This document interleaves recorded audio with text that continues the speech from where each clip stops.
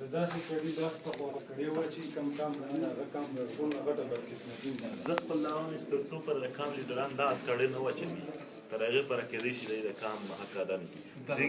دغې کام په ما پرې خو هر سبا بېګا دی نوې سندره لیکي نوې غزل لیکي. زه د ده پره دا نشم خوړلی دا څومره بېغیرتوب وي.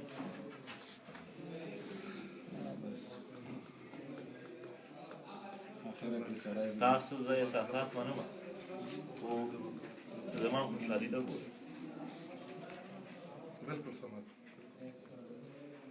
منګه د ملک ته د ریاست ته یعنې دومره غټ غټ خلک که دا ریاست نه وای ما به د خپلې خاورې د مینې ثبوت ورته ورکړم.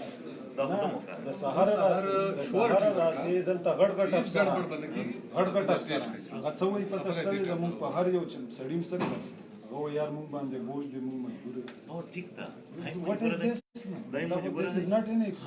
هر نوعی زیاتی به دا شی نور وضعوي. نن ما ورته توضیح ده هغه پښتون چې زما او ستا په مخالفت سره د هغه به واضح کېږي. دا موقع موږ په خپلو تکلیفونو باندې خپل کام ته ورکولی شو. دا تکلیفونه نه دي دا څه دي دا انویسټمنټ دی.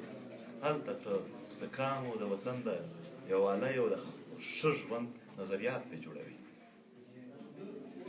دا ګلخانان نه دي ګلخانان هېڅوک نشته ټول زموږ ګونه دي ټولو د ښه ژوند. سهار لا مونږ کوشش هم دا و چې په ټایم تاسو ته پیش کړو موږ ورته شورټي ورکوله چې هېڅ ګډوډ مشره که څه پیغام ورکوه هغه لا نه خیر وایه چې څه نه خدای مو آباد لره خدای مو خوشحال لره. زما د خوشحالۍ جذبات کله د غم وي کله د خوشحالۍ زما د خوشحالۍ ډېر جذبات وي د خپل وطن د خپل کام په خاطر باندې نن زه تکلیف کړم. دا زما تر ټولو لوړ احساس دی. ما کېدی شي د کام سره د وطن دپاره د مینې اظهار کړی وي ثابته کړې به نه وي هتکړی ثبوت وي. زه نن د غلو د بل شي دپاره نه یم راغلی. ما د خپل کام او وطن متعلق دا ویلي چې برابر ژوند وکړي. بس باندې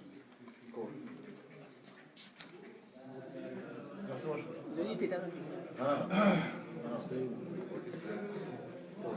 کوټ کې خو چې سیم ناست نه دی که نه خو دا د کوټ ټایمینګ دی.